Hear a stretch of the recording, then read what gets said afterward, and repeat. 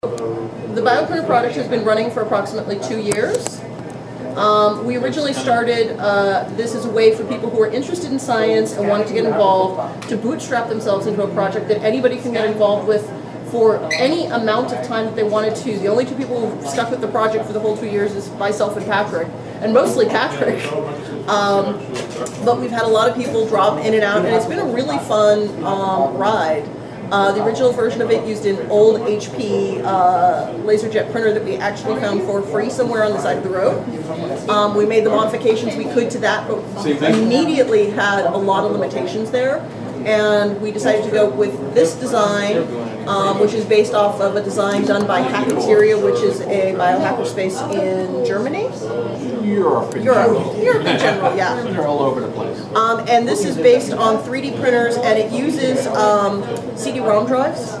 So you can get a bunch of CD-ROM drives and find the ones with the right stepper motors, and this gives you an X and a Y axis. So we don't have a Z axis. And this just uses where the print head would, where the drive head would be, to control this. We were originally using an Arduino Uno and a specific shield on top called an ink shield, which we used to actually drive a printer head. So that's the version that was on Instructables. This is actually the new version. One of the limitations we found with that design was that those printer head cartridges was actually giving us an issue because the viscosity of what we were trying to put through it was clogging up the print heads like crazy. And how to clean it, and just there's a lot of limitations, and we decided, you know what, we need to go back to the design board, we need to go to a syringe pump system.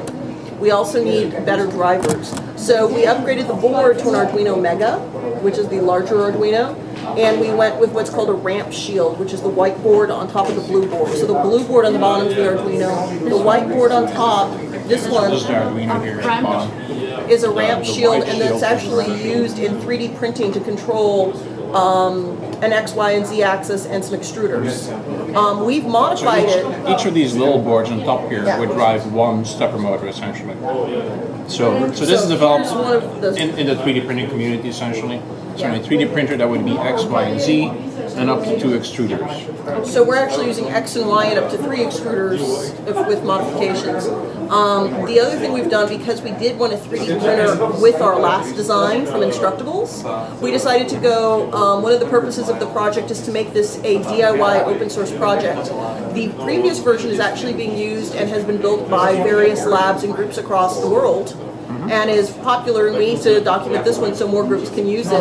But going with a 3D printed version of the syringe pump system makes it a lot easier for anybody to get and make the parts very, very cheaply. Actually, the old version, which was just using acrylic plastic and these threaded rods, that's probably the easiest to do because you don't even need a 3D printer. Yeah.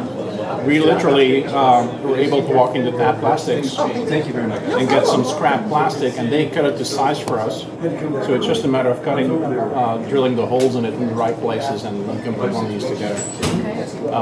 So we're calling this our $10 syringe pump design because the little motor that drives it is $10, and everything else is pretty much almost for free. Yeah, this was we've gone through, one of the things we've learned with this project is when we got started with it, none of us knew anything about microcontrollers, we didn't know anything about printers, we didn't know anything about 3D printing, we didn't know anything about 3D modeling. Oh, no. The best part about this project is we've taught ourselves everything, for better or worse. And we have had experts in some of these fields stop in on the project and actually help out now and again. This version of the syringe pump was actually designed by somebody who only came to a single meeting. They came, they heard we wanted a syringe pump, we had been drawing ideas on the board, and he said, oh, I'll design you a syringe pump system. And we said, yeah, okay. And then a month later we got an email from him because he was just visiting, and said, here's a CAD file with your syringe pump design and parts, and wow, that's awesome. And so here's the current version if you want to take it and pass it around. It's actually in 3 parts. The syringe is pushed right here. So all the white plastic is 3D printed on our 3D printer.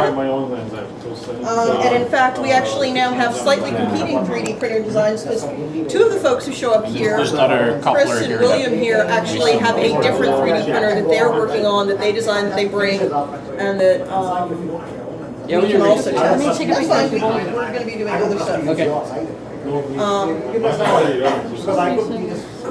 While you're saying that, I've only been here a couple of weeks, and let me just say the following. What I learned is, I used to be a chemist, and it's not like, for you, it's not like the old days of me being a chemist when I was your age. So what I noticed on this is, as opposed to simply knowing chemistry and some biochemistry and maybe some physics, you now have to know electronics. You now have to know CAD and CAM design for making 3D parts that don't exist.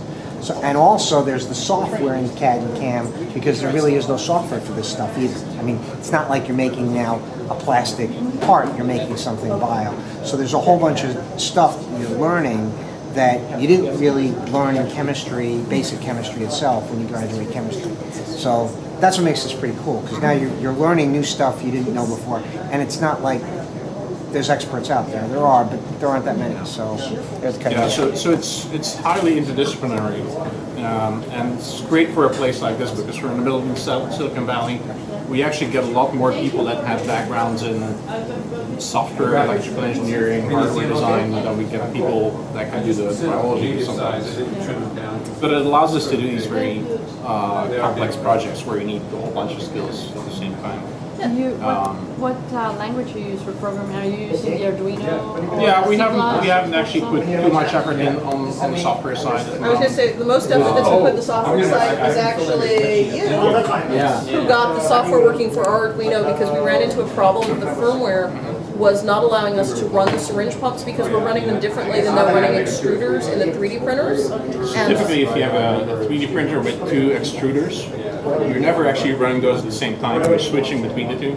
And in our case, we want to be able to extrude multiple fluids simultaneously. And the firmware just didn't support that. So so they rewrote the firmware and they put it up on GitHub now, so if anybody else runs into that problem, now they can find firmware that works, because we spent I don't know how many months trying every version of firmware and testing and retesting going, and it still doesn't work. That's right, the President William donation box. Well, they went above and beyond. They went and they bought a $300 3D printer to modify to become a bioprinter. And they, these two, Chris and William. Okay. So, they work across the street. yeah, they work across the street, they wandered in, and they just keep coming back, and they're having fun with the hardware hacking. Yeah. We also end up playing a lot with molecular gastronomy. Yeah. So one of the questions we have is, okay, so we want to print using live cells. But if we just put individual cells on top of each other, we put them in liquid medium, they're just going to flow all over the place. How do we actually build three-dimensional solid structures? And typically you do that by embedding them into some kind of matrix that's going to be solid and hold the cells in place. So that's sort of what we've been trying to solve over the past couple of weeks. Sort of what is the ink that we're going to be suspending these cells into. Have you played with different types? Yeah, so if you read the bioprinting literature, there's lots of very complex block copolymers that people have developed for doing bioprinting specifically.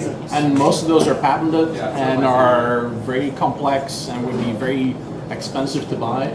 So we've been focusing on things that are more food grade and come out of sort of the molecular gastronomy area. And you can get them easily online. And actually, if you want to segue a little bit, what were you guys talking about the paper you just looked at? Yeah, we're gonna.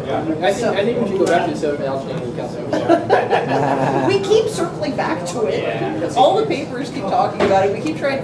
I still think a combination with something else we end up So here's some of the ones that we've been playing with. And this is all. Sodium alginate. Yeah. Is that what you're talking about? Yeah. So this is alginate, just with some food coloring.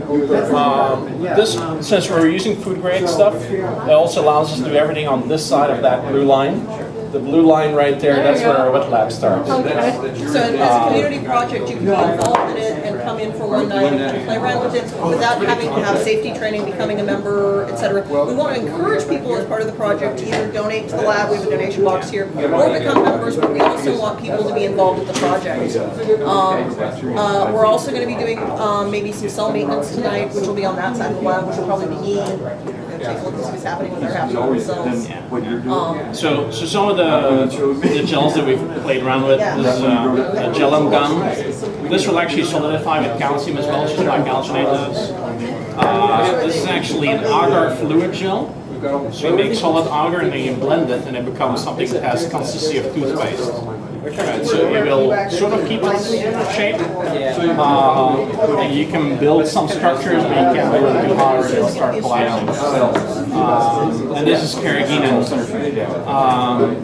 which it sort of behaves a little bit like gelatin, except it has this property that if you break the gel, it will eventually sort of reattach itself. So you can actually blend this and it will become somewhat fluid. But then when you let it sit, it'll become just like gelatin again. If you did that with gelatin, it would just turn into water essentially. And this one, of course, alginate is the favorite one in biotechnology because you can make it set almost instantaneously. So this is sodium alginate, so it's soluble in water and it's very compatible with growing cells. If you swap out the sodium ion for calcium ion, it solidifies instantaneously. So the idea would be that we would have one syringe pump with cells in a sodium alginate solution, and then a second syringe pump with a calcium solid. And we just print those to the same location and it solidifies on contact. So if they can find it, they've got found a paper that they also use. Okay, cool. Aha, one more victim. Come around, maybe this side, I'll bring it. Come over. Oh, perfect. We didn't actually finish introducing each other. I'll stop it here. You're right. I'll stop it here. We'll We're pretty so much caught up. excited to get Since you're the started. new person.